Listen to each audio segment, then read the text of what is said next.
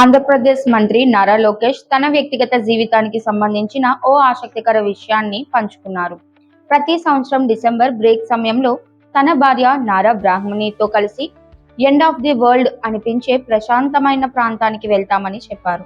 అక్కడ తెలుగువారు చాలా తక్కువగా ఉంటారని, అందువల్ల తమ ఇద్దరికి ప్రశాంతంగా ప్రైవసీతో సమయం గడిపే అవకాశం లభిస్తుందని ఆయన పేర్కొన్నారు.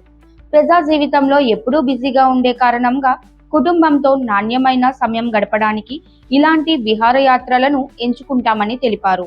లోకేష్ చేసిన ఈ వ్యాఖ్యలు ప్రస్తుతం సోషల్ మీడియాలో వైరల్ అవుతున్నాయి. ఆయన చెప్పిన ఎండ్ ఆఫ్ ది వరల్డ్ అనే వ్యాఖ్యపై నెటిజన్లు ఆసక్తిగా చర్చించుకుంటున్నారు. అయితే ఆయన ఏ ప్రాంతాన్ని ఉద్దేశించి ఈ వ్యాఖ్య చేశారన్నది స్పష్టంగా వెల్లడించలేదు. నేను జనరల్గానంటే సంవత్సరానికి ఒక్కసారి డిసెంబర్ బ్రేక్ నేను బ్రహ్మని కలిసి ఎండ్ ఆఫ్ ద వరల్డ్కి వెళ్తాం. అంటే తెలుగు వాళ్ళు ఉండరు, కొంచెం ప్రైవసీ ఉంటుంది మా ఇద్దరికి అనే ఆలోచనతో వెళ్తాం మేము. ఇట్లా నేను నార్వేకి వెళ్ళాం. నార్వే నుంచి నార్దర్న్ మోస్ట్ పార్ట్కి వెళ్ళాం. అక్కడ నుంచి బోట్ తీసుకుని 2.5 గంటలు ఒక లాడ్జ్కి వెళ్ళాం. అక్కడ ఎయిర్పోర్ట్లో కూడా తెలుగు వాళ్ళు తగిలారు నాకు. సో ప్రపంచంలో ఎక్కడ వెళ్ళినా మనం ఉంటాం.